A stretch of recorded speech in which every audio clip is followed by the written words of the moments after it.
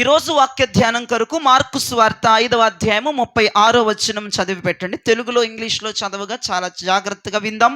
Mark సువార్త 5వ అధ్యాయము 36వ వచనం.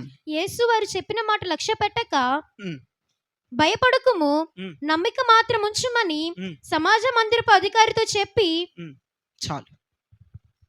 As soon as Jesus heard the word that was spoken, he said unto the ruler of the synagogue, but be not afraid, only believe. దేవునికి మహిమ కలుగునుగాక. భయపడకము, నమ్మిక మాత్రం ఉంచుము అనండి గట్టిగా ఒకసారి. మీ అందరికీ తెలుసు, అసలు మరణమే రుచి చూడని వాడు ఆయన.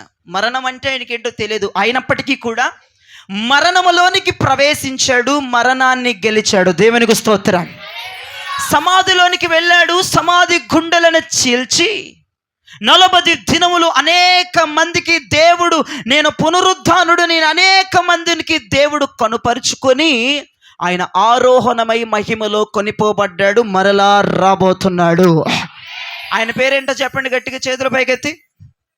ఏం పేరు ఆయన పేరు? ఆయన పేరు కూడా చెప్పలేని దిక్కుమాల భక్తి చేస్తున్నారు మీరు. మీ భక్తి అంతా నాశనం అయిపోవునుగాక. మరలా కొత్తగా మీరు భక్తి చేయుదురుగాక. ఆయన పేరేంటమ్మా? ఏం పేరమ్మా? ఏంటి? ఎవడికి ఏం అర్థం కావట్లేదు. ఏం పేరమ్మా? మరణాన్ని గెలిచిన వాడి పేరేంటి? యేసు అనండి చాలు. మరణాన్ని గెలిచిన వాడి పేరేంటి? సమాధిని గెలిచిన వాడి పేరేంటి? పునరుద్ధానుడై 40 రాత్రులు 40 పగులు అనేక మందికి కనపడిన వాడి పేరేంటి? మహిమలో కొనిపోయిన వాడి పేరేంటి? మరలా మన కొరకు దిగి రాబోతున్న వాడి పేరేంటి? ఆయన పేరేంటి? చెప్పుకోదగిన పేరేంటి? అందమైన పేరేంటి? ప్రకటించబడుతున్న పేరేంటి? వినబడుతున్న పేరేంటి? మనం అనుకోగలిగిన పేరేంటి? మనం తలుచుకోగలిగిన పేరేంటి? గట్టిగా చెప్పండి. కొంతమంది పేర్లు తలుచుకుంటే ఒళ్ళు మండిపోద్ది, నచ్చవు. కొంతమంది పేర్లు తలుచుకుంటే నెమ్మది కలుగుతుంది. కొంతమంది పేర్లు తలుచుకుంటే ఒళ్ళు మండిపోద్ది, ఆడి పేరు నా దగ్గర ఎత్తమాక అంటారు. కొంతమంది పేర్లు తలుచుకుంటే హృదయానికి ఎంతో నెమ్మదిగా ఉంటుంది. కానీ ఈయన పేరు తలుచుకుంటే రోగాలు పోతాయంట, భయాలు పోతాయంట, మాంత్రిక శక్తులు పారిపోతాయంట, చేతబడి శక్తులు మరుగైపోతాయంట, వెండిపైన బ్రతుకులు మరలా జీవితాన్ని నింపబడతాయంట. ఆయన పేరంటే చెప్పండి, చేతుల పైకెత్తి. ఆయన అంటున్నాడు, భయపడద్దు, నమ్మిక మాత్రం ఉంచు అంటున్నాడు. అక్కడ విషయం ఏంటి? 22వ వచనం చదవండి, 22, 23 చదవండి. అదే మార్కు సువార్త 5వ అధ్యాయము 22, 23 తెలుగులో మాత్రమే చదవండి. ఆయన సముద్ర తీరమున నుండగా సమాజపు మందిరపు అధికారులలో యాయిరను ఒకడు వచ్చి ఆయనను చూచి ఆయన పాదముల మీద పడి, నా చిన్న కుమార్తె చావనయున్నది, అది బాగుపడి బ్రతుకున్నట్లు నీవు వచ్చి దాని మీద చేతులుంచవలెనని ఆయనను మిగులు బ్రతిమాలు కొనగా. చాలు. 35, 36 చదవండి. ఆయన ఇంకను మాట్లాడుచుండగా సమాజ మందిరపు అధికారి ఇంట నుండి కొందరు వచ్చి, నీ కుమార్తె చనిపోయినది, నీవిక బోధకుని ఎందుకు శ్రమ పెట్టుదు అనిరి. యేసు వారు చెప్పిన మాట లక్ష్య పెట్టక భయపడకుము, నమ్మిక మాత్రం ఉంచుమని సమాజ మందిరపు అధికారితో చెప్పి. దేవునికి మహిమ కలుగునుగాక. అక్కడ 22, 23లోనేమో శతాధిపతి 100 మందికి ఆఫీసర్ అయిన 100 మందికి ఆఫీసర్ అయిన ఒక అధికారి ఆయన వచ్చాడు. యేసు ప్రభు దగ్గరకు వచ్చాడు, దిక్కుమొక్కు లేకుండా ఆయనే శరణమని. ఆయన వద్దకు వెళితేనే ఆయన కుమార్తె బ్రతికిద్దని, తన కుమార్తె జ్వరంతో బాధపడుతుంది, ఆమె చనిపోవడానికి ససిద్ధంగా ఉందని, యేసు అద్భుతాలు చేస్తాడన్న విషయం తెలుసుకొని, యేసు వద్దకు వెళితే నా కుమార్తె బ్రతికిద్దని తెలుసుకొని, యేసు వద్దకు వెళితే చావనై ఉన్న నా కుమార్తె మరణ పడకల మీద నుంచి లెగుస్తుందని, ఆ జ్వరం తొలగిపోతుందని, సంపూర్ణ స్వస్థత వస్తుందని, ఆ కుమార్తె తక్షణమే లెగిచి సాక్షిగా నిలబడుతుందని తెలుసుకొని, ఆయన తప్ప వేరొక దిక్కు లేదని, డాక్టర్స్ వల్ల కూడా కాదని చెప్పి, మెడిసిన్ వల్ల కూడా కాదని చెప్పి యేసు వద్దకు పరిగెత్తుకుంటూ వెళ్ళాడు శతాధిపతి. ఆయన వెద్దకెళ్ళి అంటున్నాడు, అయ్యా నా కుమార్తె నెల రోజుల గుండా జ్వరంతో బాధపడుతుందయ్యా. అయ్యా నా కుమార్తె మీ ద్వారానే బ్రతికిద్దయ్యా. నా కుమార్తె మీ ద్వారానే విడుదల పొందిద్దయ్యా. అయ్యా మరణపు అంచులో ఉందయ్యా, వెంటిలేటర్ల మీద ఉందయ్యా, నా బిడ్డను బ్రతికించడానికి రాయ్యా అని దేవుణ్ణి వేడుకుంటున్న సందర్భం అది 22-23 వచనాల్లో. మీరు అదే రీతిగా 35వ వచనం దగ్గరకు వచ్చేటప్పటికి శతాధిపతి ఇంటి వద్ద ఉన్న పని వాళ్ళు వచ్చి, శతాధిపతి అయ్యా అయ్యగారు నీ కుమార్తె చనిపోయింది, ఇంకా బోధకుడిని నువ్వు ఇబ్బంది పెట్టొద్దు, వచ్చేయి, బోధకుడిని వదిలేయి, బోధకుడిని విసిగించు, మాకు యేసయ్యను వదిలేయి, నీ కుమార్తె ఆల్రెడీ మరణించింది. ప్రభు ఏమంటున్నాడు? భయపడకు, నమ్మిక మాత్రం ఉంచు, అద్భుతం జరగబోతుంది. హల్లెలూయా.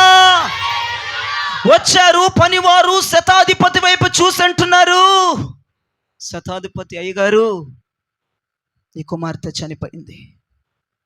పాడే సిద్ధం చేస్తున్నారు. మీ చుట్టాలు వాయిద్యాలు మోగించే వాళ్ళు కూడా, డప్పులు కొట్టే వాళ్ళని కూడా పిలిచేశారు. పూలదండలు కూడా సిద్ధంగా ఉన్నాయి. శ్మశాన వాటికని బిడ్డను పిలుస్తుంది. ఇక ఆమెను పాడి మీద పడుకోబెట్టాలి, ఆమెకి స్నానం చేయించాలి. రా, బోధకుడిని విడిచిపెట్టాయి, బోధకుడిని విడిచికించు మాకు, బోధకుడిని ఇబ్బంది పెట్టమాకు, ఇక యేసును వదిలిపెట్టి ఆయన వల్ల కూడా ఏం కాదు. ఇక పరిస్థితులు చేదాటిపోయినాయి.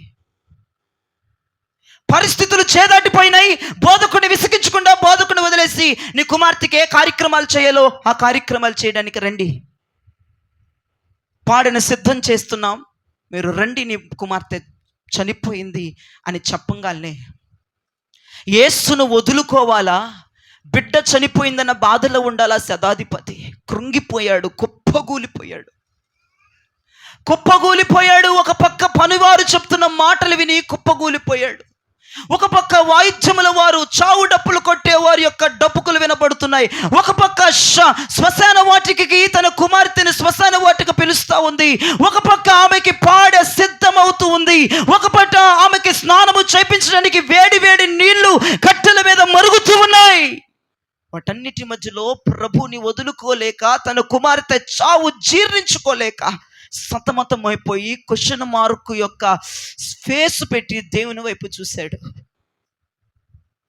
ఇక అయిపోయింది అంటున్నారయ్యా, చేయి దాటిపోయింది అంటున్నారయ్యా, కుమార్తె మరణించిందంట, నా ఒక్కగానొక్క బిడ్డ 12 సంవత్సరాల వయసే ఉందయ్యా, దాని మీద ఎన్నో ఆశలు పెట్టుకున్నాను, దాని గురించి ఎంతో తపించానయ్యా, దాన్ని అందంగా పెంచాలనుకున్నాను, గొప్పింటి వారికి ఇవ్వాలనుకున్నాను, నా బిడ్డ సంతోషమే నా సంతోషం అనుకున్నాను, నా బిడ్డ ప్రాణమే నా ప్రాణం అనుకున్నాను. ఇక ఆశలు ఆరిపోయాయి, పరిస్థితులు చేదాటిపోయాయి, నువ్వైనా ఏం చేయగలవులే అన్నట్టుగా బోధకుని వైపు చూస్తున్నాడు, రబ్బూని వైపు చూస్తున్నాడు శతాధిపతి. నా రబ్బూని అని నా మాట ఏంటో తెలుసా, నా బోధకుడు అని నా మాట ఏంటో తెలుసా?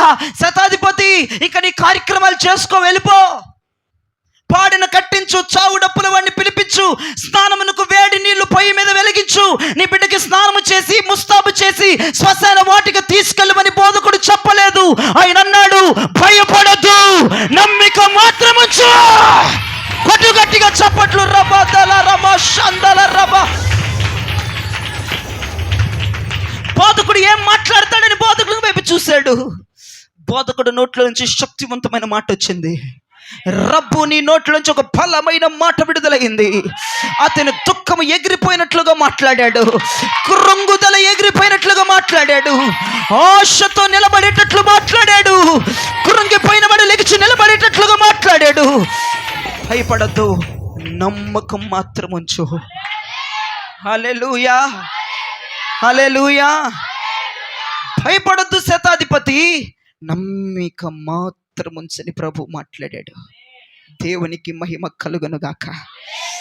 ఈ మాట తలనొప్పి వచ్చినప్పుడుగా దేవుడు చెప్పింది, దగ్గొచ్చినప్పుడుగా దేవుడు చెప్పింది, జ్వరముతో ఉన్నప్పుడుగా దేవుడు చెప్పింది, కొన ఊపిరితో ఉన్నప్పుడుగా దేవుడు చెప్పింది, ఊపిరే పోయినప్పుడు దేవుడు ఈ మాట చెప్పాడు, ప్రాణమైపోయినప్పుడు ఈ మాట చెప్పాడు, చేయి దాటిపోయినప్పుడు పరిస్థితులు ఈ మాట చెప్పాడు, ఆశలు అడి వారిపోయినప్పుడు ఈ మాట చెప్పాడు, దిక్కు మొక్కు లేనప్పుడు ఈ మాట చెప్పాడు, ఏమీ చేయలేనప్పుడు ఈ మాట చెప్పాడు.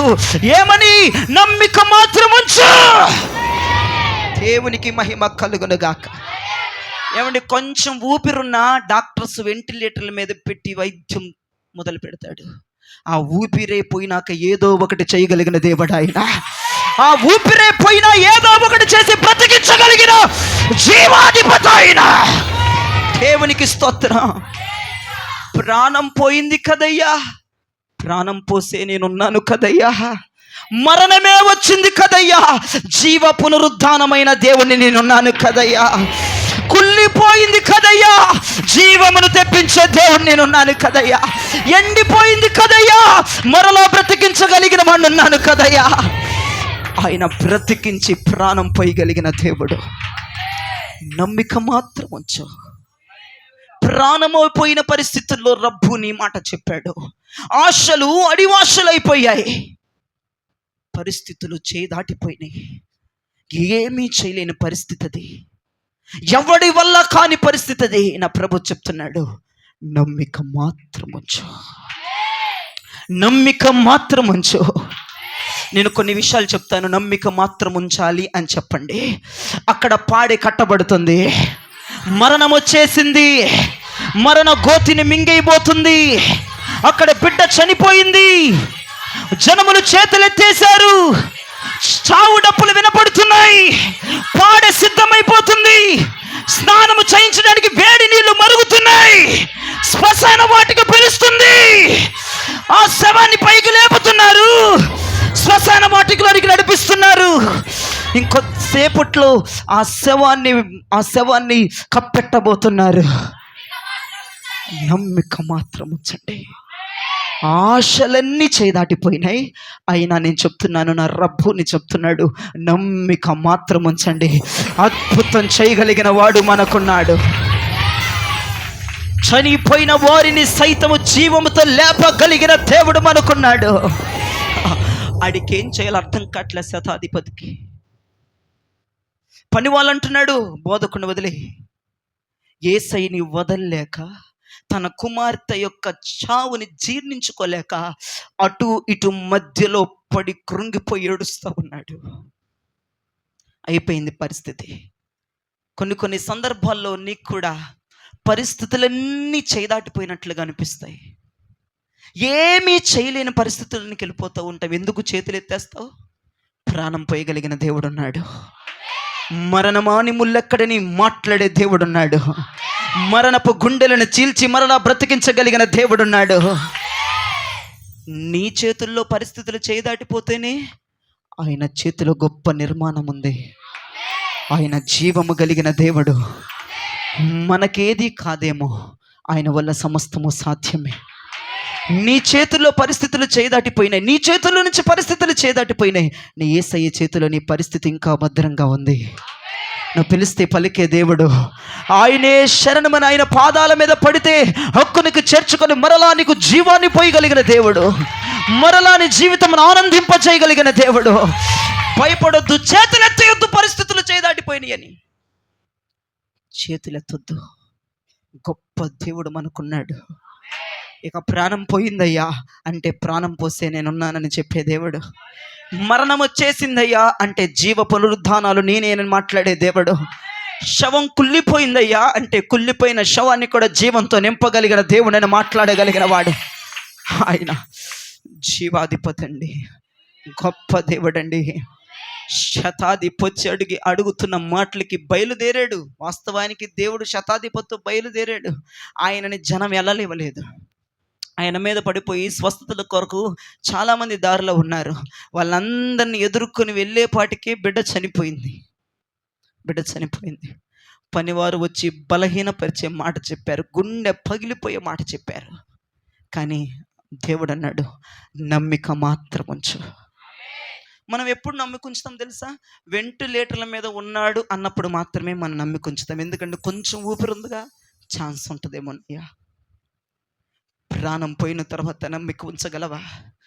పరిస్థితులు చేయి దాటిపోయిన తర్వాత నమ్మిక ఉంచగలవా? పరిస్థితులన్నీ నీకు విభిన్నముగా మారిపోయిన తర్వాత నీవు నమ్మిక ఉంచగలవా? ఇక నీ వల్ల కాదు అన్న పరిస్థితిలో నువ్వు నమ్మిక ఉంచగలవా? ఇక నువ్వేమీ చేయలేవు అనే పరిస్థితిలో నువ్వు నమ్మిక ఉంచగలవా? నీ చుట్టూ ఉన్నవారు కూడా ఏమీ చెయ్యలేవు అనే పరిస్థితిలో నమ్మిక ఉంచగలవా? నమ్మిక ఉంచగలిగితే నా దేవుడు జీవాన్ని నింపగలిగిన దేవుడు. నమ్మిక ఉంచగలిగితే చావునే ఎదిరించి తిరిగి జీవముతో నింపగలిగిన దేవుడు.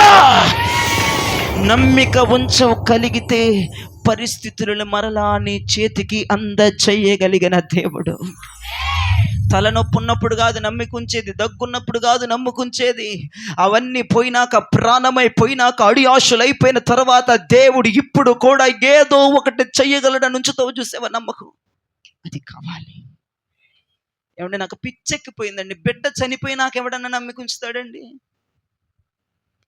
అయ్యా బిడ్డ వెంటిలేటర్ల మీద ఉంది, నువ్వు రాయ్యా బ్రతికిద్దంటే ఒక అందం. బిడ్డ చనిపోయింది, అక్కడ నోరు మూసేసాడు శతాధిపతి. ఆయన వైపు బెక్కమొహం వేసుకొని చూస్తున్నాడు. నా దేవుడు అన్నాడు నమ్మికుంచు. ఆ పనోళ్ళు విడ్డూరంగా చూస్తున్నాడు. బోధకుడా బిడ్డ చనిపోయింది, శ్మశాన వాటిక సిద్ధపరుస్తున్నా, ఆమె ఎన్ని అడుగులుందో అన్ని అడుగులు గోతు కూడా తవ్విచ్చేస్తున్నాం, చావు డప్పుకులు వినపడుతున్నాయి. బోధకుడా పని అయిపోయింది, నువ్వేం చేస్తావులే, రెస్ట్ తీసుకో అన్నట్లుగా మాట్లాడుతున్నారు పనివారు.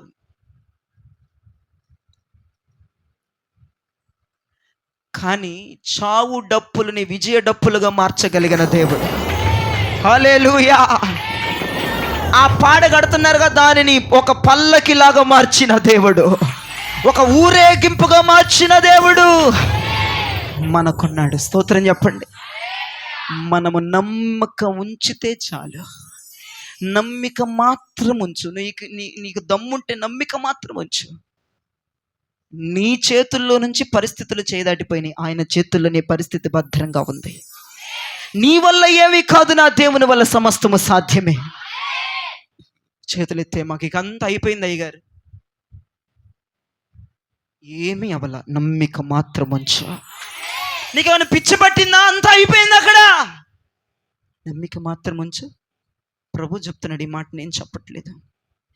ఆశలన్నీ అడియాశలైపోయాయి, పరిస్థితులన్నీ చేయదాటిపోయినాయి. నో హోప్, అసలు హోపే లేదు అక్కడ. అక్కడ ఆస్కారమే లేదా కార్యం జరిగిద్దంటానికి, అద్భుతం జరిగిద్దంటానికి 100% ఆస్కారమే లేదు. కానీ నమ్మిక మాత్రం ఉంచు. నా దేవుడు కార్యం చేయబోతున్నాడు. నా దేవుడు అద్భుతాన్ని చేయబోతున్నాడు. నా దేవుడు సూచక క్రియ చేయబోతున్నాడు. మీరు ఇంటికి పోయినాక చదువుకుంటే, కింద వచనాలు చదువుకుంటే 40-44 వచనాలు కనుక నువ్వు ఇంటికి పోయినాక చదువుకుంటే, ఆమె దగ్గరికి వెళ్ళాడు, తల్లి తాకుమి అన్నాడు, లెగిచి కూర్చుంది యేసు నామములో. హల్లెలూయా. దేవునికి మహిమ కలుగునుగాక. నమ్మిక మాత్రం ఉంచండి, నా దేవుడు కార్యం చేయబోతున్నాడు. పరిస్థితులు చేయదాటిపోయాయా? నమ్మిక మాత్రం ఉంచు. ఆశలన్నీ అడియాశలైపోయాయా? నమ్మిక మాత్రం ఉంచు. ఇక దుఃఖమే మిగిలిందా? నమ్మిక మాత్రం ఉంచు. పెద్ద వాళ్ళందరూ చేతులు ఎత్తేసారా? నమ్మిక మాత్రం ఉంచు. నీకు నిరాశ కలిగించే మాటలు వినబడుతున్నాయా? నమ్మిక మాత్రం ఉంచు. ఇక పనంతా అయిపోయిందమ్మా, వేరే చూసుకుంటున్నారా? నమ్మిక మాత్రం ఉంచు. ఇక చేసేది ఏమి లేదమ్మా అంటున్నారా? నమ్మిక మాత్రం ఉంచు. ఇక మా వల్ల ఏమీ కాదమ్మన్న శబ్దాలు వినబడుతున్నాయా? నమ్మిక మాత్రం ఉంచు. ఇక నీ వల్ల ఏమీ కాదని నిరాశలోకి వెళ్ళిపోయావా? నమ్మిక మాత్రం ఉంచు. జీవము కలిగిన దేవుడు ప్రత్యక్షం అవ్వబోతున్నాడు. హల్లెలూయా. ఇదే వేడిలో నిర్గమాకాండం తీసుకోండి, 33వ అధ్యాయము. నిర్గమాకాండం 3వ అధ్యాయము 1-3 వచనాలు. నిర్గమాకాండము 3వ అధ్యాయము 1-3 వచనాలు చదువుగా విందాం. మోషే మిద్యాను యాజకుడైన యిత్రోను, మోషే మిద్యాను యాజకుడైన యిత్రోను తన మామ మందను మేపుతూ ఆ మందను అరణ్యము అవతలకు తోలుకొని దేవుని పర్వతమైన హోరేబుకు వచ్చెను. ఎవడైనా అక్కడికి రావాల్సిందే. చదువు. ఒక పొద నడిమిని అగ్ని జ్వాలలలో యెహోవా దూత అతనికి ప్రత్యక్షమాయెను. అతడు చూచినప్పుడు అగ్ని వలన ఆ పొద మండుచుండెను. అగ్ని వలన పొద మండుచుండెను, కానీ పొద కాలిపోలేదు. పొద కాలిపోలేదు. చేతులతో ఒక్కసారి ఆమేన్ అనండి. గట్టిగా ఇంకోసారి అనండి. గట్టిగా ఇంకోసారి అనండి. అక్కడ రాయబడిన మాట, మోషే ఎవరు? గొర్రెలు కాచుకునేవాడు కాదు. ఎక్స్పెషల్లీ చెప్పాలంటే 40 సంవత్సరాలు రాజభోగమును అనుభవించినవాడు, రాజకుమారుడు. ఐగుప్తు శాస్త్రములన్నీ పఠించినవాడు, కట్టించినవాడు. ఐగుప్తు విద్యలన్నీ కూడా, ఐగుప్తు శాస్త్రాలన్నీ, ఐగుప్తులో విద్యలన్నీ, ఐగుప్తు తెలివంతా నరాల్లో ఒక ఇంజక్షన్లో నుంచి ఎక్కించుకున్నవాడు మోషే. గొప్పవాడు, ప్రావీణ్యము పొందినవాడు. మోషే ముందు ఎవ్వడు నిలబడలేడు, మోషే ముందరకొచ్చి ఎవ్వడు మాట్లాడలేడు. స్తోత్రం చెప్పండి. అటువంటి మేధావి ఎక్కడికి వెళ్ళాడంటమ్మా? హోరేబు దగ్గరికి వెళ్ళాడు. స్తోత్రం చెప్పండి. హోరేబు అనగా ఏంటిది? దేవుని మందిరం. ఎవడైనా అక్కడికి రావాల్సింది, ఎవడు అక్కడికి రాకపోతే పని అవ్వదు. దేవుని మందిరానికి రాకుండా పని అవ్వదు. స్తోత్రం చెప్పండి. హల్లెలూయా. అక్కడ ఏం చూశాడంటే, హోరేబులో ఏం చూశాడంటే గొప్ప వింత. అనండి గట్టిగా ఒకసారి. దేవుని మందిరంలోనే గొప్ప వింతలు జరుగుతాయి. దేవుని మందిరంలోనే లోకానికి కాని పని దేవుడు చేయగలడు. ఈ మందిరంలో దేవుడు చేయగలడు. లోకానికి కాని పని దేవుని మందిరంలో జరగబోతుంది. లోకము ఎదిరించలేనటువంటి ఆ ఎదురింపు ఈ మందిరం ఎదుర్కోబోతుంది. లోకము మాట్లాడలేని వారితో మందిరం మాట్లాడబోతుంది. లోకము ఫేస్ చేయలేనిది మందిరం ఫేస్ అయిపోతుంది. లోకములో బాగుపడిన వాడు మందిరంలో బాగుపడతాడు. లోకములో తృణీకరించబడిన వాడు మందిరంలో అంగీకరించబడతాడు. మందిరంలోనే గొప్ప గొప్ప వింతలు జరుగుతాయి అనండి. మందిరంలోనే గొప్ప వింతలు జరుగుతాయి అనండి. మరి అంతే కదా, మందిరంలో జరిగే అద్భుతాలు ఎవరి జీవితంలోనే జరుగుతాయి. ఎక్కడైనా జరుగుతాయమ్మా? ఈ లోకంలో ఎక్కడైనా చూసారా? మందిరంలో జరిగే వింతలు, మందిరంలో వినే సాక్ష్యాలు ఎక్కడ వినపడవు. మోషే గొప్ప వింత చూశాడంట హోరేబుకు వచ్చిన తర్వాత. హోరేబుకు వచ్చిన తర్వాత గొప్ప వింతను చూసి ఆశ్చర్యపోయాడంట. స్తోత్రం చెప్పండి. హల్లెలూయా, హల్లెలూయా. ఇప్పుడు చెప్పండి, మోషే మంచోడా చెడ్డోడా? మోషే మంచోడా చెడ్డోడా? చెడ్డోడు అన్నోళ్ళు చేయి చూపించండి. మంచోడు అన్నోళ్ళు చేయి చూపించి ఆకాశమే పల్లాడిస్తూ స్తోత్రం చెప్పండి ఒకసారి. మోషే ఎంత మంచోడంటే మామూలు మంచోడు కాదు, మంచి మేధావి. ఇప్పుడు ఆ మేధావి ఆ పొద కాలిపోతే చూద్దాం అనుకుంటున్నాడు. ఎంత విడ్డూరం అండి. మంచోడే, మేధావే, గొప్పోడే, నైపుణ్యత ప్రావీణ్యం కలిగినోడే. చాలా జాగ్రత్తగా వింటేనే మీకు అర్థమైద్ది మాట, లేకపోతే అర్థమవుతుంది. ఆ పొద కాలిపోతుంది. పొద్దున 6 వచ్చాడు గొర్రెలను తోలుకుంటా హోరేబుకి.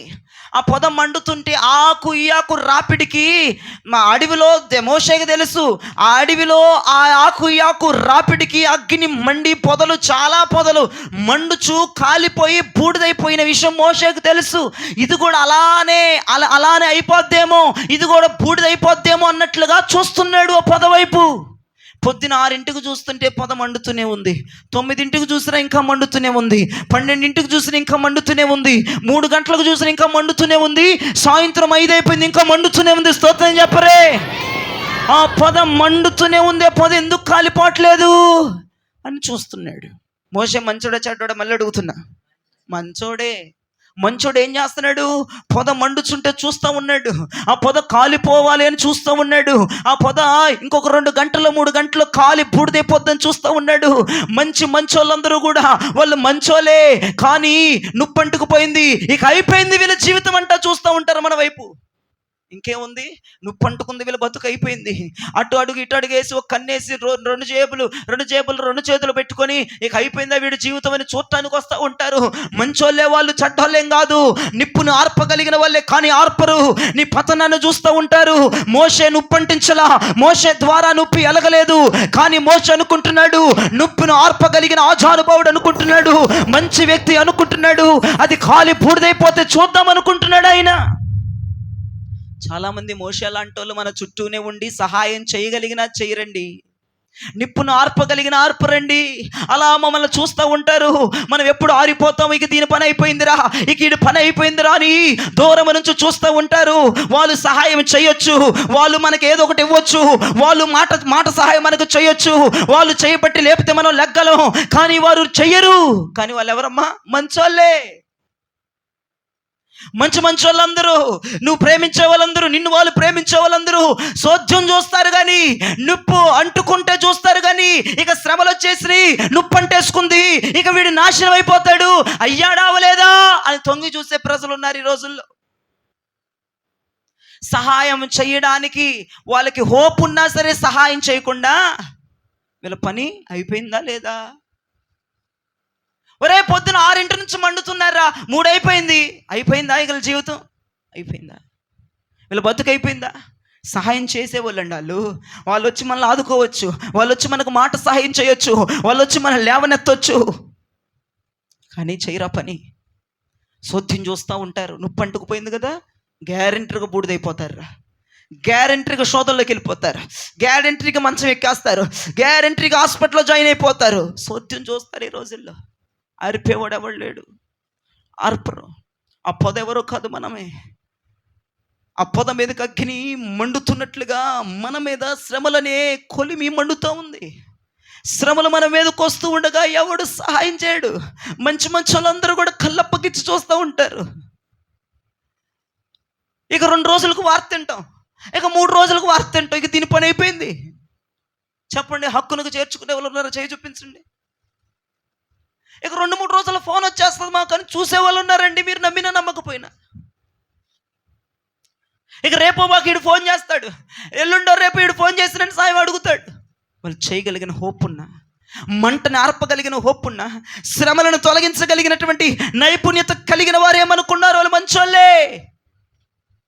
కానీ మోషే మంచోడే, కానీ ఆ మండుచున్న పొద వైపు చూస్తూ ఉన్నాడు. ఎలాగా? అది బూడిదైపోతే ఎత్తిపోతామని చూస్తూ ఉన్నాడు. అది కాలుతూ ఉంది, అది బూడిదైపోద్దని చూస్తూ ఉన్నాడు. గొర్రెలు కాచుకుంటా ఒక రాయి మీద కూర్చొని సోద్యం చూస్తున్నాడు. ఈ రోజున మన పరిస్థితి అలా ఉంది. మనకు శ్రమ వచ్చినా, బాధ వచ్చినా, కన్నీరు వచ్చినా, దుఃఖం వచ్చినా, వేద వచ్చినా మనుషులు సోద్యం చూస్తారు. అమ్మా, ఎవడు ఆర్పడు, ఎవరు ఆర్పరు, సోద్యం చూస్తారు. మంచోళ్ళు కూడా సోద్యం చూస్తారు. మన శ్రమలో ఆదుకునే వాళ్ళు కూడా ఆదుకోరు, సోద్యం చూస్తారు. పిచ్చి మాటలు చెప్తా ఉంటారు మనకి. వాళ్ళ మనస్సులు అనుకుంటూ ఉంటారు, దీని పనిక అయిపోయింది, వీడి పని అయిపోయింది. ఒకవేళ జనాలు మోషేలాగా సోద్యం చూస్తున్నారే నీ వైపు, నువ్వు శ్రమల్లో దుఃఖముతో ఏడుస్తూ ఉంటే సోద్యం చూస్తున్నారేమో జనాలందరూ, ఒక బొమ్మలాటలాగా చూస్తున్నారేమో. ఎప్పుడు కబురు వచ్చిద్దా, ఎప్పుడు ఆ చేదు వార్త వచ్చిద్దా, ఎప్పుడు వెళ్దామా ఇంటికని సోద్యం చూస్తున్నారేమో, నీ ఫోన్ కాల్ కొరకు ఎదురు చూస్తున్నారేమో. ఆలోచించు, ఒక్కసారి జ్ఞాపకం చేసుకో. ఇప్పుడు మనం నమ్మిక మాత్రం ఉంచాలి. హల్లెలూయా. ఏం చేయాలమ్మా? నమ్మిక మాత్రం ఉంచాలి. మళ్ళీ ఆదుకునేవారి ఆదుకోరు, మాట సహాయం చేసేవాళ్ళు వాళ్ళ మాట సహాయం చేస్తే మనం సక్సెస్ అవుతాం, కానీ మాట సహాయం చెయ్యరు.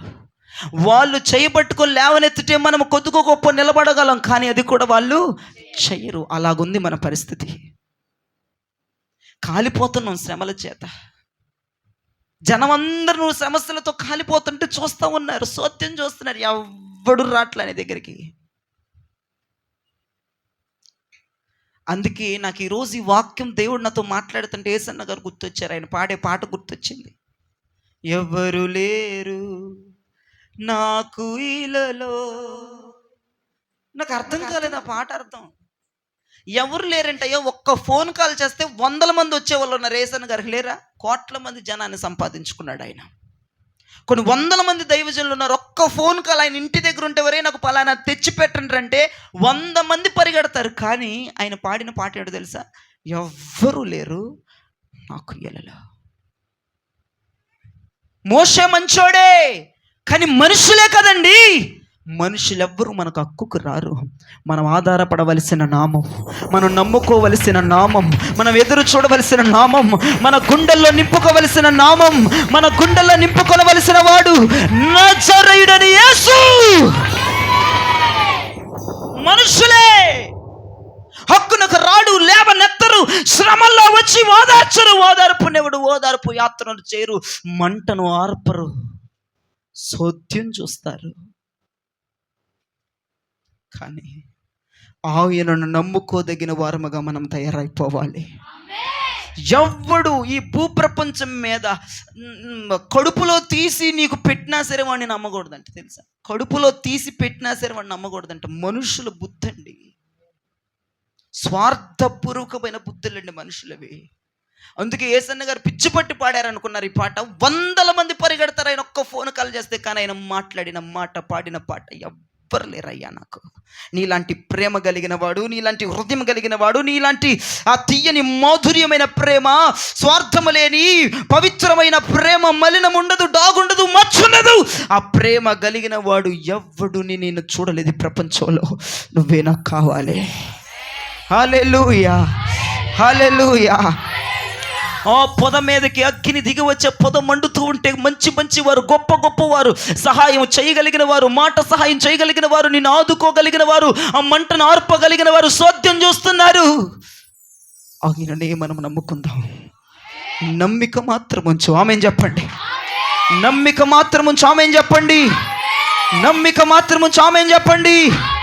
అందరూ కామెంట్ చేస్తున్నారు, ఇక నీ పని అయిపోయింది అంటున్నారా, నీ జీవితం అయిపోయింది అంటున్నారా, సోద్యం చూస్తున్నారా, ఇక రేపో మాపో ఫోన్ వస్తుంది సోద్యం చూస్తున్నారా, ఇక రేపో మాపో కబురు వస్తుంది సోద్యం చూస్తున్నారా, ఇక నీ పని అయిపోయిందని సోద్యం చూస్తున్నారా, ఇక నీ పని నువ్వు నొప్పులో తగలడిపోతావు, బూడిదైపోతావు, నాశనం అయిపోతావని ఎదురు చూస్తున్నారా. కానీ గుర్తుపెట్టుకో, ఒక్క ఆకు కూడా కాలట్లేదు. గట్టిగా చప్పట్లు కొట్టండి. ఆ పొద మండుతుంది కానీ ఒక్క ఆకు కాలిపోవట్లేదు, పచ్చగా ఉంది ఆకు. అందుకే మోషే బెత్తరపోయాడు దాన్ని చూసి. 6 చూశాడు, ఆకు పచ్చగా ఉందనండి. 6 చూశాడు, 9 చూశాడు, 12 చూశాడు, 3 చూశాడు, 5 చూశాడు. నువ్వు ఎన్ని గంటల నుండి చూసిన ఆకు పచ్చగానే ఉండేది. ఆమేన్ చెప్పండి, ఆమేన్ చెప్పండి. పైన శ్రమలు మండుతున్నాయి, లోపల జీవము కలిగిన దేవుడు మనలో ఉన్నాడు. కాలిపోలేని దేవుడు, కాల్పచాలని దేవుడు, బూడిద పాలు చేయని దేవుడు నీలో ఉన్నాడు. భయపడద్దు, ధైర్యముగా ఉండు, నమ్మిక మాత్రం. జనాలందరూ కామెంట్స్ చేస్తున్నారు కదా, అయిపోయింది, ఇక అయిపోయింది, ఇక బూడిదైపోతారు, ఇక నాశనం అయిపోతారు, ఇక పిల్లలు పాడైపోతారు, ఇక ఉద్యోగాలు పోతాయి, ఇక చేతి పనులు పోతాయి, రోడ్డును పడిపోతావు, మా దగ్గరకు వస్తావు, మా దగ్గరే ఇక నువ్వు సేద తీరుతావు, మా మోచేతి నీళ్ళే తాగుతారు, ఇక వీళ్ళ సీన్ అయిపోయింది, వీళ్ళకి అడుక్కోవటమే వీళ్ళ పని, ఇక వీళ్ళు ఏడవటమే వీళ్ళ పని, ఇక దుఃఖమే వీళ్ళ పని అంటున్నారేమో. ఒక్క ఆకు కూడా కాలనివ్వడాయి. ఎస్, నీ మీద శ్రమలు మండుతున్నాయన్న మాట నిజం. బగబగా నీ మీద శ్రమలు మండుతున్నాయన్నమాట నిజం. అది జనాలకు కనపడుతుందన్నమాట నిజం. వాళ్ళు కామెంట్ చేస్తున్నారన్నమాట నిజం. అంతే నిజముగా నీలోకి నువ్వు తొంగి చూస్తే జీవము కలిగిన దేవుడు నీతో ఉన్నాడు. నిన్ను కాలిపోయేలాగా చేసే దేవుడు కాదాయన, పచ్చగా నిన్ను విర్రజిమ్మేటట్లు చేసేవాడు మనలో ఉన్నాడు. ఆయన పేరంట చెప్పండి, చేతులు పైకెత్తి మరొకసారి చెప్పండి, మరొకసారి చెప్పండి, హల్లెలూయా, హల్లెలూయా. ఎప్పుడెప్పుడు కాలిపోతావా అని చూస్తున్నారు, చూసావా? సోద్యం. ఏం చూస్తున్నారు జనాలు? నీ బిడ్డల వైపు ఏం చూస్తున్నారు జనాలు? నీ భర్త వైపు ఎలా చూస్తున్నారు? సోద్యం. నీ వైపు ఎలా చూస్తున్నారు? సోద్యం చూసినట్లు చూస్తున్నారు. ఆర్పగలరు కానీ ఆర్పరు, లేపగలరు కానీ లేపరు, ఇవ్వగలరు కానీ ఇవ్వరు, మాట్లాడగలరు కానీ మాట్లాడరు. నేను చెప్తున్నాను వినండి, నీలో నుంచే దేవుడు వాళ్ళతో మాట్లాడబోతున్నాడు. గట్టిగా మేము చెప్పాలి. ఇది కాలిపోతుంది, ఇది బూడిదైపోతుంది, బూడిద ఎత్తి పారబోయాలి అని చూస్తూ చూస్తూ చూస్తూ దగ్గరకు వచ్చాడు. ఏంట్రా బాబు ఇది ఇంకా కాలిపోవట్లేదు, నేను అనుకున్నది జరగట్లేదు ఏంటని దగ్గరకు వచ్చి వస్తే దేవుడు పొదలో నుంచి మాట్లాడాడు మోషేతో. గొప్ప గొప్ప వారితో నీలో నుంచే మాట్లాడబోతున్నాడు. ప్రావీణ్యం పొందిన వారితో నీలో నుంచి మాట్లాడబోతున్నాడు. ధనికులతో నీలో నుంచి మాట్లాడబోతున్నాడు. అయిన వారితో నీలో నుంచి మాట్లాడబోతున్నాడు. గొప్ప దేవుడు మనలో నుంచి మాట్లాడబోతున్నాడు. ఆ పొదలో నుంచి మాట్లాడుతున్నాడు. ఇంకో విషయం చెప్పనా, సోద్యం చూసే వాళ్ళు రేపు ఎలా మారతాడో తెలుసా? మనలో నుంచే వాళ్ళతో మాట్లాడతాడు. వాళ్ళని మన ముందు చెప్పులు విప్పి నిలబెడతాడు, చేతులు కట్టుకునేటట్లు చేస్తాడు. హల్లెలూయా. ఆయన పేరేం పేరు చెప్పండి గట్టిగా. ఒక్క నామం. ఆ నామం పలికితే నెమ్మది కాదండి, జీవితాలు బతుకలే మారిపోతాయి. అటువంటి ఘనమైన నామమైంది. సోద్యం చూసే వాళ్ళందరూ రేపటి రోజు నీ ముందు చెప్పలేపాల్సిందే. రేపటి రోజు నీ ముందు తలదించాల్సిందే. రేపటి రోజు నీ ముందు చేతులు కట్టుకొని చెప్పండి అని మాట్లాడాల్సిందే. వినండి, మోషే సోద్యం చూశాడు ఆర్పకుండా. మోషే ఇక కాలిపోద్ది, బూడిదైపోద్ది, బూడిద ఎత్తిపోద్దాం అనుకున్నాడుతోనే చెప్పులు ఇప్పించాడు, చేతులు కట్టించాడు, చెప్పండి అని మాట్లాడేటట్లు చేశాడు. ఈ రోజు నీ జీవితాన్ని నా దేవుడు అలా మార్చేయబోతున్నాడు. హల్లెలూయా. నీ బ్రతుకుని నా దేవుడు అలా చేయబోతున్నాడు. నీ బ్రతుకును అలాంటి స్థితిలోనికి నడిపించబోతున్నాడు. దేవునికి స్తోత్రం చెప్పండి. ఇప్పుడు మనం ఏముంచాలమ్మా? నమ్మిక మాత్రం ఉంచాలి. పక్కన వాళ్ళకి చెప్పండి, ఇటు పక్కన వాళ్ళకి చెప్పండి, మళ్ళీ ఇటు పక్కన వాళ్ళకి చెప్పండి, మళ్ళీ ఇటు పక్కన వాళ్ళకి చెప్పండి. చాలా సోద్యం చూసే వాళ్ళందరూ చెప్పులు ఎడవాలి యేసునామములో. సోద్యం చూసే వాళ్ళందరూ చేతులు కట్టాలి యేసునామములో. ఏమండి, సోద్యం చూసే వాళ్ళు నీ కుటుంబానికి హెల్ప్ చేయగలరా చేయలేరా? చేయగలరా. నేను లేవనెత్తగలరా లేవనెత్తలేరా? రూపాయి నీకు దానం చేయగలరా చేయలేరా? నీ బాధల్ని తుడవగలరా తుడవలేరా? కానీ వాళ్ళు చేయరు. మనం పైకి మండుతున్నట్లే కనపడుతున్నాం, మన లోపల వాడు మనల్ని మండనివ్వడు. మన లోపల వాడు మన పచ్చని ఆకులను మసిగా మారేటట్టు చేయనివ్వడు. అందరినీ నీ దగ్గరికి తీసుకొస్తాడు. అందరి చెప్పులు నీ దగ్గరికి విడిపిస్తాడు. అందరి చేతులు కట్టిస్తాడు. అందరి తలలు దించేస్తాడు. నీలో నుంచే మాట్లాడతాడు.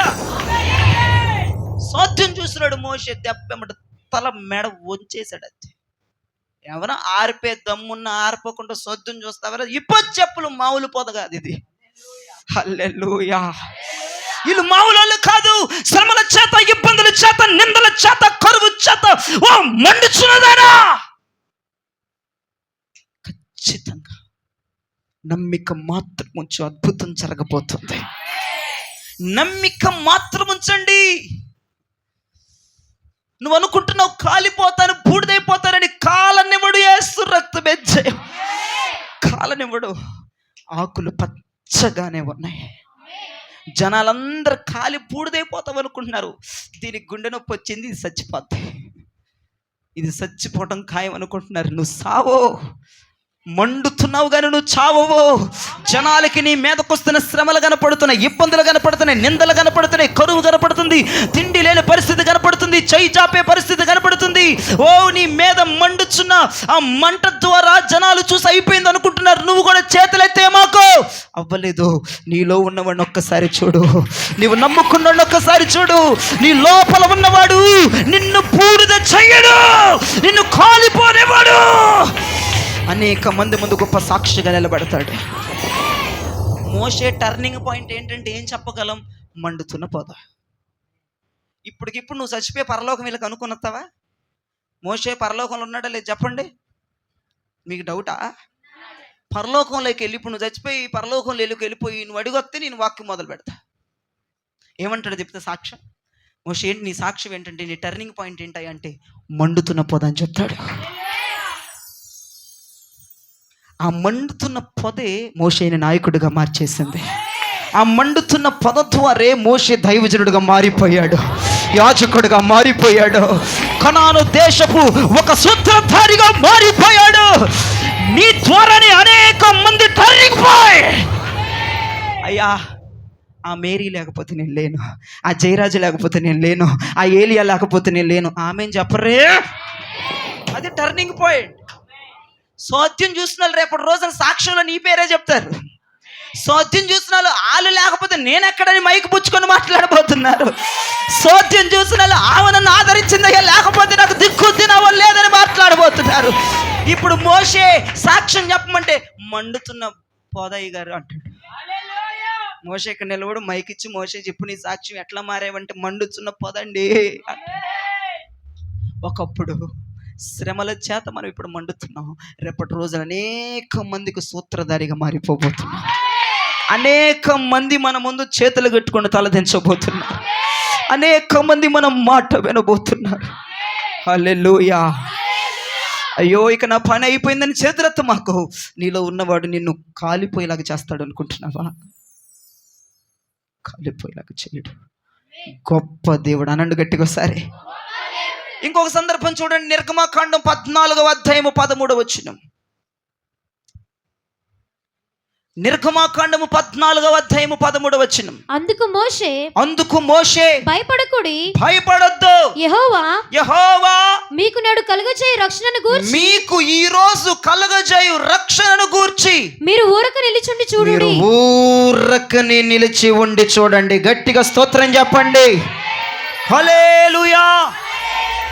అందుకు మోషే ఇశ్రాయేలు ప్రజలారా భయపడొద్దు, దేవుడు మనకి కలగజేయే రక్షణ ఎలా చూడాలంట?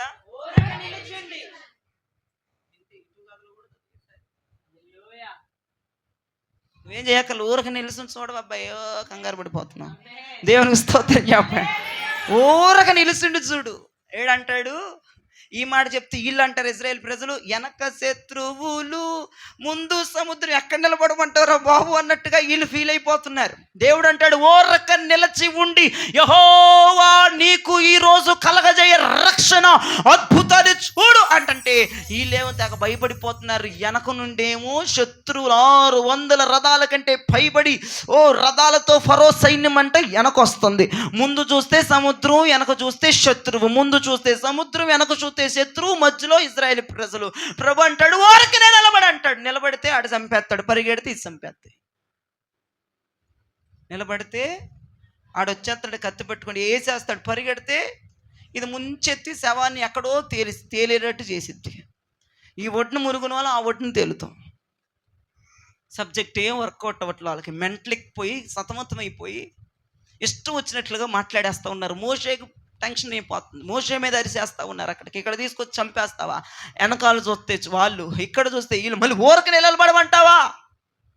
మీరు బాగానే చెప్తారులేండి అయ్య గారు, ప్రసంగాలు చెప్పి వెళ్ళిపోతారు, పడేవాళ్ళం మేము అన్నట్లుగా ఉంటుంది. ఎవ్వరు ఊరకని నిలబడి చూస్తే గొప్ప రక్షణ నీ కళ్ళ ఎదుట కనబడబోతుంది. నువ్వేం చేయబాక, ఊరకి నిలబడి అలసిపోయావు, పరిగెత్తి అలసిపోయావు. ఐగుప్తులో 430 సంవత్సరాలు బానిస గుండా అలిచిపోయి ఊరకని నిలబడమంటున్నాడుగా, ఏం చెప్పలేదు కదా, దానికి కూడా తిప్పలేనా? ఏమండి, శత్రువు లేని ప్లేస్లో నిలబడమంటే నిలబడతామండి, సముద్రం లేని ప్లేస్లో నిలబడమంటే నిలబడతామండి, సముద్రం ముందు పెట్టుకొని ఆ కసితో ఉన్న శత్రువుని వెనక పెట్టుకొని అలా నిలబడతామండి. భయపడద్దు, ఊరికనే నిలబడి చూడండి. ఆమేన్ చెప్పండి, ఆమేన్ చెప్పండి.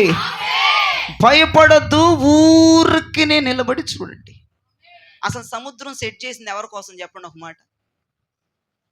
సముద్రం సెట్ చేసింది ఎవరి కోసం?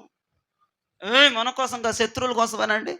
అసలు సముద్రం, ఇప్పుడు సముద్రం లేకపోయినా దేవుడు ఆ ఒడ్డుకి చేర్చేయగలడు. సముద్రమే పెట్టక్కర్లా. సముద్రం ఎవడి కోసం అంటే శత్రు కోసం సెట్ చేశాడు అక్కడ. నీ కోసం నా కోసం కాదు సముద్రం. ఇదేంటయ్యా, ఇదేంటి నాయనా, నిన్ను తీసుకెళ్ళాలంటే షార్ట్ కట్లు ఉన్నాయి, షార్ట్ కట్లో తీసుకెళ్ళొచ్చు. సముద్రం వైపుగా చుట్టూ తిప్పి ఎందుకు తీసుకెళ్తాడంటే శత్రువు కోసమే సముద్రం అక్కడ అరేంజ్ చేశాడు దేవుడు. మన కోసం కాదండి సముద్రం. నువ్వు చాలామంది అంటారు, ఇదేంటండి యేసుప్రభు వారు సముద్రం పెట్టాలా, ఇట్లాంటి సెట్టింగ్ చేయాలా, మాకు గుండెలో నొప్పి వచ్చేసి గుండె ఆగిపోయి చచ్చిపోతామేమో. ఇంకేముంది అద్భుతం చూడండి. వాళ్ళు సముద్రం తెరవబడాలి, మనందరం ఒడ్డుకు రావాలి, మన ఒడ్డుకు వచ్చిన మరుక్షణమే సముద్రం కలిసిపోవాలి, వీళ్ళు చచ్చిపోవాలి. అది కదా ప్లాను. ఆ ప్లాన్ వీళ్ళకి అర్థం కావట్లే. ఊరకనే నిలబడంటారు బాబు, సముద్రాన్ని చీల్చేస్తానంటే వీళ్ళకి ఆగట్లా. రయ్య రెంకలేసేస్తున్నారు మోషే మీద. మోషే వచ్చేస్తున్నారు మోషే, అయ్యా వచ్చేస్తున్నారు, నాయకుడు వచ్చేస్తున్నారు, పరిగెత్తుకొస్తున్నారు, రథకిన రథాలు గుర్రాలు వేసుకొని వచ్చేస్తున్నారు, మేము చచ్చిపో కేకలు కేకలు కేకలు కేకలు పెడుతున్నారు. యెహోవాకు ప్రార్థన చేస్తూ ఉన్నారు, భయపడిపోతున్నారు, టెన్షన్ పడిపోతున్నారు. నువ్వు అనుకోవచ్చు, ఇప్పటికే శ్రమలు తీరిపోవాలండి, ఇప్పటికే శ్రమలు సద్దుమణిగిపోవాలండి, ఈ పాటికి అప్పులు తీరిపోవాలండి. కానీ తీరలేదండి, ఇంకా ఎక్కువైపోతున్నాయి. ఈ పాటికే శ్రమ నుండి బయటపడిపోవాలండి, కానీ బయటపడట్లేదండి. ఎందుకండి యేసుప్రభు ఎట్ట చేస్తున్నాడు మమ్మల్ని? అటు ఇటు రెండు మధ్యలో టెన్షన్ పెట్టేసి వదిలేస్తున్నాడంటే, ఉండు, దేవుడు మొత్తాన్ని షట్ డౌన్ చేసేయడానికి సిద్ధంగా ఉన్నాడు. శత్రువే కనపడకుండా చేయడానికి సిద్ధంగా ఉన్నాడు. ఆ ఒప్పే కనపడకుండా చేయడానికి సిద్ధంగా ఉన్నాడు. ఆ బలహీనతే కనపడకుండా చేయడానికి సిద్ధంగా ఉన్నాడు. నీకేం తెలుసు పిచ్చి బాగుందానా? కామకుండా మాట్లాడబాగా. టెన్షన్ అయిపోతుంది, ఒత్తిడి అయిపోతుంది, భయపడిపోతున్నావండి. దేవుడు ఎట్టెందుకు చేస్తున్నాడండి? ఈ పాటికి అప్పులు తీరిపోవాలి, ఈ పాటికి పెళ్ళి అయిపోవాలి, ఈ పాటికి అన్నీ జరిగిపోవాలి. జరుగుతూనే ఉండు. చుట్టూరు ఎందుకు తిప్పుతున్నాడండి? చుట్టూరు తిప్పి ఎందుకు వస్తున్నాడంటే, శత్రువుల కోసం సముద్రం సెట్ చేశాడు, దాంట్లో ముంచేస్తారు, నువ్వు ఎప్పుడు వాళ్ళని చూడవు. అది కదా ఆయన బాధ. నువ్వేంటి ఓ కంగారు పడిపోతున్నావు? నడిచినంత లెక్క నడువు, నడిపించినంత లెక్క నడువు, తిప్పినంత కాలం తిరుగు. కాదనట్లేదు. సముద్రాన్ని శత్రువు కోసం సెట్ చేశాడు. ఆమెను చెప్పండి. ఇప్పుడు ప్రోగ్రామ్ ఏంటో చెప్తారా? మీకు తెలిసిపోయింది. ప్రోగ్రామ్ ఎన్ని గంటల్లో ముగిసిపోవాలంటే, అరగంటల ప్రోగ్రాం లెగిసిపోవాలి. అక్కడ సముద్రం తెరవబడిపోవాలి, పరిగెత్తుకుంటూ వెళ్ళిపోవాలి, ఆ ఒడ్డుకు చేరుకోవాలి. మొత్తం ఇప్పుడు సముద్రం కలిసిపోవాలి. ఎవరున్నప్పుడు? మన శత్రువులు, మనల్ని సంపుదామని వస్తున్న వారు సముద్రంలో కలిసిపోవాలి. అది ప్రోగ్రాం, అరగంట ప్రోగ్రాం. స్తోత్రం, ఆమేన్ చెప్పండి గట్టిగా. అరగంట చెప్పను, నేను కూడా మెసేజ్ 1 గంట చెప్తాను, కానీ ప్రోగ్రాం మాత్రం అరగంటకే ఫిక్స్ చేసాడు. దేవునికి స్తోత్రం. కానీ వీళ్ళకి తెలియట్లా. ఓ గోలెట్టేస్తాను, గోల గోల గోల గోల, రెంకలు, దేవునికి ప్రార్థనలు, మోషే మీద రెంకలు. కానీ వినండి, ప్రభు అన్నాడు, నమ్మిక మాత్రం ఉంచండి. ఊరకని నిలబడి నమ్మో. నీ టెన్షన్లు, నీ గుండెదల, నీ గుండె నొప్పులు సమస్తం ఎగిరిపోబోతున్నాయి అంతే. ఇప్పటికే సమస్యలు తీరిపోవాలి, ఇప్పటికే రోగాలు పోవాలి, ఇప్పటికే అప్పులు పోవాలి, ఇప్పటికే బిల్డింగ్ కట్టుకోవాలి, ఇప్పటికి దాచుకోవాలండి, ఇప్పటికే పిల్లలు పెళ్ళి అయిపోవాలి, ఇప్పటికేనండి, ఇప్పటికే కాదమ్మా. దేవుడు ఒక సమయాన్ని నిర్ణయించాడు. నీకు కత్తి మీద, నీకు మెడ మీద కత్తిగా ఉంది, కానీ దేవునికి కాదే. అయ్యా వాడు వచ్చేసాడు, రాని దగ్గరకు వస్తే ఓపెన్ అయితే సముద్రం, ఉండ సైలెంట్గా. అయ్యా అదిగో అక్కడే ఉన్నాడు, ఇంకో కిలోమీటర్ ఉందిగా, నోరు మూసుకొని ఉండు అంటాడు దేవుడు. ఆడ దగ్గరకు వచ్చేసి కత్తెత్తి పేకెట్ట ఉంది, కత్తిట్ట ఉంటే ఓపెన్ అయిపోతుంది సముద్రం. మామూలు అనుకున్నా, నీకు మెడ మీద కత్తి నీకు అనిపిస్తుంది, ఇంకా దేవుడికి రాలే సమయం. నీకు అనిపిస్తుంది టెన్షన్ పడిపోయి గుండె నొప్పి నీకు వచ్చేస్తుంది, ఇంకా దేవుడికి రాలే సమయం.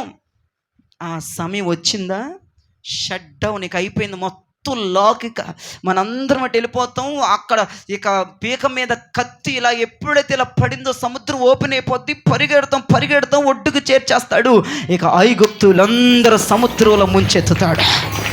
హల్లెలూయా, హల్లెలూయా. ఇప్పుడు చెప్పండి, సముద్రం నా కోసమా శత్రువు కోసమా? నా కోసమా శత్రువు కోసమా? అందుకే భక్తులు, ఇప్పుడు సముద్రం మన కోసం అయితే మనం సముద్రంలో మునిగి తేలాలి. మన కోసం కాదుగా. సముద్రం ఎవరి కోసం? వాళ్ళ శత్రువులు చూసినప్పుడు సముద్రానికి కోపం వచ్చి అలా ముంచేసిందంట. మనల్ని చూసినప్పుడు ముంచేసిందా? శత్రువులు చూసినప్పుడు ముంచేసిందా? ఇప్పుడు చెప్పండి, సముద్రం ఎవరి కోసం? అందుకే సముద్రము నిన్ను చూసి పారిపోయేనయ్యా. సముద్రము నిన్ను చూసి పారిపోయేనయ్యా. యోర్దాను నిన్ను చూసి వెనుకకు మళ్ళేనయ్యా. యోర్దాను నిన్ను చూసి వెనుకకు మళ్ళేనయ్యా. సాధ్యమో నీ వలన అన్ని అసాధ్యము లేదు, అసాధ్యము లేదు. సాధ్యము అన్ని సాధ్యము, నీ వలన అన్ని అసాధ్యము లేదు, అసాధ్యము లేదు. ఆమె సముద్రము నిన్ను చూసి పారిపోయేనయ్యా. సముద్రము నన్ను చూసి పారిపోయేనయ్యా. యోర్దాను నిన్ను చూసి వెనుకకు మళ్ళేనయ్యా. యోర్దాను నన్ను చూసి వెనుకకు మళ్ళేనయ్యా. సాధ్యము అన్ని సాధ్యము, నీ వలన అన్ని అన్ని సాధ్య అసాధ్యము లేనే లేదు, అసాధ్యము లేనే లేదు. నీ నామం చెప్పిన చాలు సాతాను పారిపోవును. నీ నామం చెప్పిన చాలు సాతాను పారిపోవును. నీ పేర చేతులుంచగా వ్యాధులన్నీ మాయమగును. నీ పేర చేతులుంచగా వ్యాధులన్నీ మాయమగును. ఆమేన్. సాధ్యము అన్ని నీ వలన అన్ని సాధ్యం. ఆమేన్. అసాధ్యము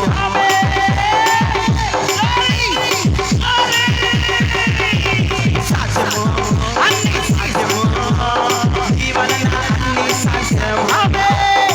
అసాధ్యము అసాధ్యము లేనే లేదు. సముద్రము నన్ను చేసి పారిపోయేనయ్యా. ఆమేన్. సముద్రము నన్ను చూసి పారిపోయేనయ్యా. యోర్దాను నన్ను చూసి వెనుకకు మళ్ళేనయ్యా. యోర్దాను నిన్ను చూసి వెనుకకు మళ్ళేనయ్యా. అందరూ చెప్దాం. సాధ్యము అన్ని సాధ్యము నీ వలన అన్ని సాధ్యం. ఆమేన్. సాధ్యము లేనే లేదు, అసాధ్యము లేనే లేదు. సాధ్యము అన్ని సాధ్యము సాధ్యము లేనే లేదు, అసాధ్యము లేనే లేదు. అందరూ సాధ్యము అన్ని సాధ్యము నీ వలన అన్ని సాధ్యం. అసాధ్యము లేదు, అసాధ్యము లేదు.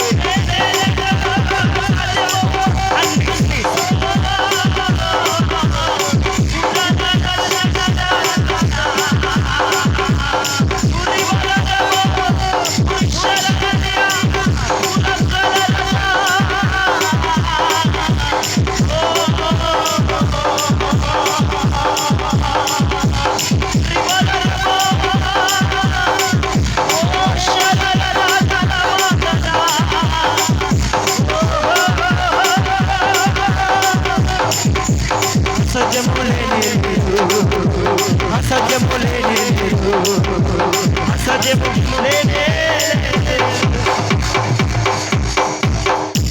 నమ్మిక మాత్రం ఉంచాలి. గట్టిగా చప్పలు కొడితే ప్రభు నామమున నమ్మిక మాత్రం ఉంచు.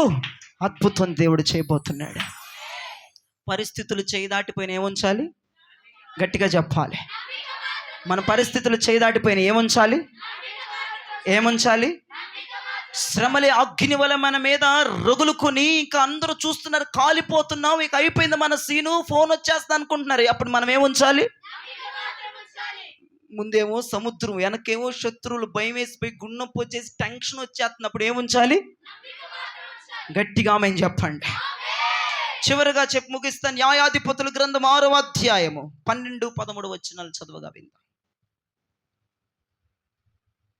యెహోవా దూత అతనికి కనబడి, పరాక్రమం గల బలాఢ్యుడా, యెహోవా నీకు తోడై ఉన్నాడని అతనితో అనగా, గిద్యోను చిత్తమున ఏలినవాడా, యెహోవా మాకు తోడై ఉండిన ఎడల ఇదంతయు మాకేలా సంభవించెను? ఒక రోజు గిద్యోను గానుగ చోటున గోధుమలను దొర్లు కొట్టుకుంటూ భయంతో టెన్షన్తో ఉంటుంటే ప్రభువే వచ్చి, పరాక్రమము గల బలాఢ్యుడా గిద్యోన్, ఊరుకోండయ్యా, నన్ను ఓదార్చడానికి చెప్తున్నారు, నాకు ధైర్యం ఇవ్వడానికి చెప్తున్నారేలే, నా మీద ప్రేమ ఉండి ఇలా మాట్లాడుతున్నారులే, నేను ధైర్యవంతుడిని ఏంటయ్యా, నేను పరాక్రమవంతుడిని ఏంటి, ఆయనే మాకు తోడుగా ఉంటే ఇవన్నీ ఎందుకు సంభవిస్తాయ్యా? దేవుడే నాకు తోడుగా ఉంటే ఇవన్నీ ఎందుకు సంభవిస్తాయి? జయరాజు గారు మీరంతా అంటారులేండి, ధైర్యంగా ఉండు, సముద్రం తెరుచుకుపోద్ది, కార్యాలు జరుగుతాయి అని మీరు బాగానే చెప్తున్నారు, నన్ను ధైర్యపరచడానికి చెప్తున్నారు, నన్ను బలపరచడానికి చెప్తున్నారు, నా మీద ప్రేమ ఉండి చెప్తున్నారు. కాదా? నీ మీద నాకు ప్రేమే లేదు, నిన్ను ప్రేమిస్తున్నాను కాబట్టి చెప్పడం ఏంటి, నిన్ను ధైర్యపరచడానికి చెప్పడం ఏంటి? ఇది వాస్తవం. దేవునికి మహిమ కలుగును గాక. మిద్యానీయులు గిద్యోను చేతిలో తుక్కులుగా ఓడిపోతారనేది వాస్తవం. ఎర్ర సముద్రం తెరవబడుతుందనేది వాస్తవం. చచ్చింది లెగుస్తుంది అనేది వాస్తవం. మండుచున్న పద ద్వారా అద్భుతం జరగబోతుందని వాస్తవం అది అంటున్నాడు అక్కడ. గిద్యోను అంటున్నాడు దూతతో, మీరు ఊరుకోండి, నన్ను ధైర్యపరచడానికి చెప్తున్నారు, నా మీద ప్రేమ ఉండి చెప్తున్నారు, నా మీద ఏదో విలాసవంతంతో చెప్తున్నారులే, నన్ను కుదుటిపరుద్దామని చెప్తున్నారు, కాంపరుద్దామని చెప్తున్నారు, ఏడవద్దని చెప్తున్నారులే, కన్నీళ్ళు తుడవాలని చెప్తున్నారులే, మీకేంటమ్మా అన్నీ చెప్పి వెళ్ళిపోతారు, అనుభవించేది మేము అన్నట్లుగా గిద్యోను మాట్లాడాడు. కాదు, గిద్యోను ద్వారా పెద్ద పనే దేవుడు కలిగి ఉన్నాడు. గిద్యోన్ పరాక్రమము కలిగిన బలాఢ్యుడ, యెహోవా నీకు తోడుగా ఉన్నాడు అన్నది అక్కడ దూత. తోడుగా ఉంటే ఇవన్నీ ఎందుకు సంభవిస్తాయి? దేవుడే నాకు తోడుగా ఉంటే అప్పులు ఎందుకు? దేవుడే నాకు తోడుకుంటే గోలేంటి? దేవుడే నాకు తోడుకుంటే శత్రువులు గెలుస్తారేంట? దేవుడే నాకు తోడుకుంటే రోగం ఎందుకు? దేవుడే నాకు తోడుగా ఉంటే బాధ ఎందుకు? దేవుడే నాకు తోడుకుంటే నిందలు ఎందుకయ్యా? దేవుడే నాకు తోడుకుంటే కరువు ఎందుకయ్యా? మీరంతే చెప్తారులేండి అయ్య గారు ధైర్యంగా ఉండాలని. కాదు కాదు కాదు. గిద్యోను పిలిచాడు. గిద్యోను పిలిచి వట్టి కుండల్ని గిద్యోని చేతిలో పెట్టాడు. మినుకు మినుకు అని ఎలిగే దివిటీలు గిద్యోని చేతిలో పెట్టాడు. వట్టి కుండలు గిద్యోని చేతిలో పెట్టాడు. ఆ బోర్లని చూసావా, తిరణాలకి పుయ్యి అని ఊతారే, అలాంటి బోర్లు గిద్యోని చేతిలో పెట్టాడు. చెప్పుకోదగిన ఆయుధాలు అవేవి కాదు, శత్రువులు ఓడించదగిన ఆయుధాలు అవేవి కాదు, శత్రువులు చంపగలిగిన ఆయుధాలు అవేవి కాదు. కుండలు వాళ్ళు ఒక్క కత్తెత్తితే ఆ కత్తికి తాకిడికే కుండలు బలిగిపోతాయి. మినుకు మినుకు మినుకు మినుకని ఆ దివిటీలు ఎలుగుతూ ఆరిపోయాయి. వాళ్ళు ఒక్కసారి మిద్యానీయులు ఇసుకేస్తే రాలనంత జనం ఒక్కసారి ఊపిరి వదిలితే ఆ దీపాలు ఆరిపోతాయి. అవి పిల్లలు ఆడుకునే బోర్లో అవి తీసి అవకడేస్తే అయిపోయింది సీను. చెప్పుకోదగిన ఆయుధాలు ఏమి కాదే, యుద్ధానికి వెళ్ళవలసిన ఆయుధాలు అవి కాదే. పోనీ యుద్ధానికి 1000 మంది ఉన్నారంటే 300 మందే ఉన్నారు. 300 మంది యుద్ధానికి బయలుదేరారు. 300 మంది చిన్నపిల్లలు ఊదే బూరలు పట్టుకున్నారు, వట్టి కుండలు పట్టుకున్నారు, మినుకు మినుకు దివిటీలు పట్టుకున్నారు. ఎస్, అవి నీకు ఒట్టి కుండలు అనిపించవచ్చు, అవి నీకు మినుకు మినుకు దీపాలు. నా వల్ల ఏమవుతుంది అనుకోవచ్చు, నేనేం చేయగలను, నేను సాధించను అనుకోవచ్చు, నా వల్ల ఇదేవి కాదని అనుకోవచ్చు. కానీ ఆ ఒట్టి కుండల ద్వారే మిద్యానీయులు పారిపోబోతున్నారు. ఆ మినుకు మినుకు ఆ దివిటీల ద్వారే మిద్యానీయులు పరారులైపోబోతున్నారు. ఆ చిన్నపిల్లలు ఆడుకునే ఆ బూరల ద్వారానే వాళ్ళ గుండెలు రగులుకొని దడపట్టుకోబోతున్నాయి. దేవునికి మహిమ కలుగునుగాక. గట్టిగా హల్లెలూయా చెప్పండి. మన ప్రార్థన అద్భుతం చేయగలదు. నువ్వు కొన్ని గంటలు ప్రార్థన చేస్తున్నవే, నీ సమర్పణలో ఉన్నావే, నువ్వు పరిశుద్ధంగా ఉన్నావే, నీతిగా ఉన్నావే, యథార్థంగా ఉన్నావే, నీ కన్నీరు చాలు, నీ యథార్థత చాలు, నీ నీతి చాలు. అదిగో మిద్యానీయులు ఇసుకేస్తే రాలని జనాన్ని తరిమి కొట్టడానికి మన దగ్గర ఉన్న ప్రార్థన బలము చాలు, మన దగ్గర ఉన్న ఉపదేశము చాలు, మన దగ్గర ఉన్న అభిషేకము చాలు. దీని ద్వారానే శత్రువులు పరారైపోబోతున్నారు. దేవునికి స్తోత్రం. మనం ఏముంచాలి? నమ్మిక మాత్రం ఉంచాలి.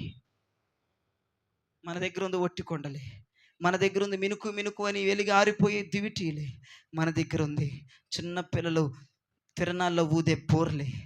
కానీ వాడు నవ్వుతున్నాడు. అవి పట్టుకొని వస్తుంటే దగ్గరికి వచ్చే కొలది ఈ గిద్యోను తన ఇశ్రాయేలు సైన్యం 300 మంది దగ్గరికి వచ్చే కొలది వాళ్ళు పరారి అయిపోతున్నారు, వారు పారిపోతున్నారండి. ఒక్కొక్కడిని పట్టుకొని చీల్చి చండాడేశాడు. వాళ్ళు ఎంతమంది? ఇసుకేస్తే రాళ్ళ జనం మిద్యానీయులు, మావులోళ్ళండి వాళ్ళు.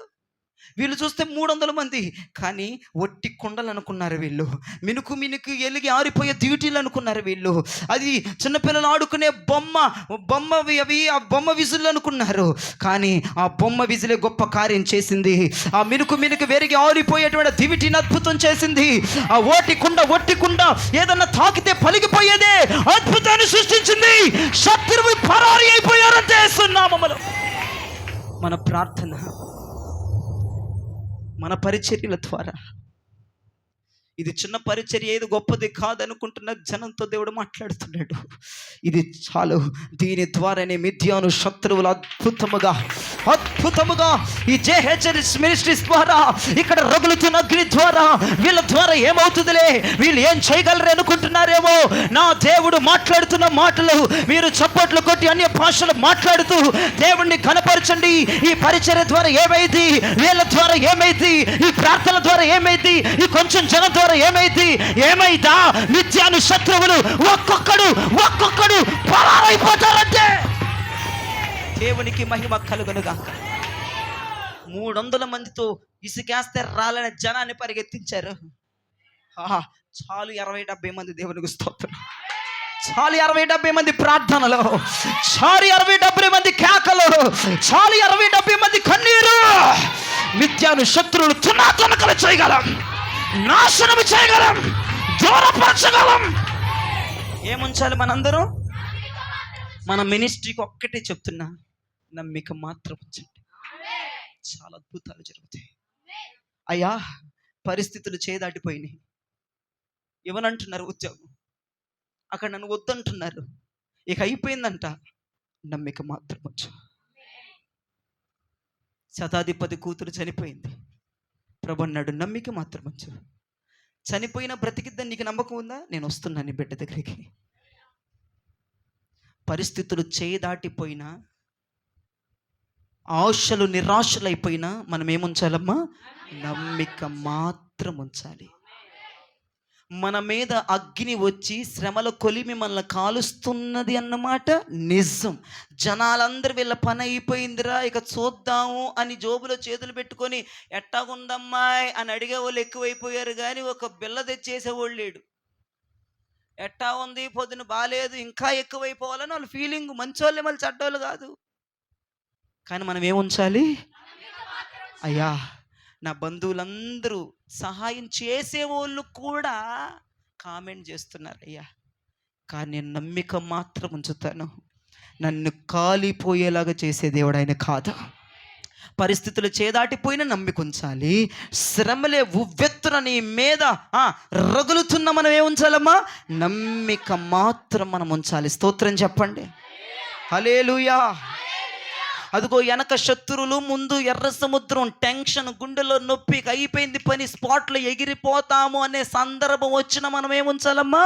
నమ్మిక మాత్రమే ఉంచాలి. అర్థమవుతుందా? ఇసుకేస్తే రాలనని మిద్యాను శత్రువులు, మన దగ్గరుంది ప్రార్థన ఒక్కటి, మన దగ్గరుంది ఏడుపు ఒకటి, మనం ఏమి చేయలేం. కానీ ఏముంచాలమ్మా?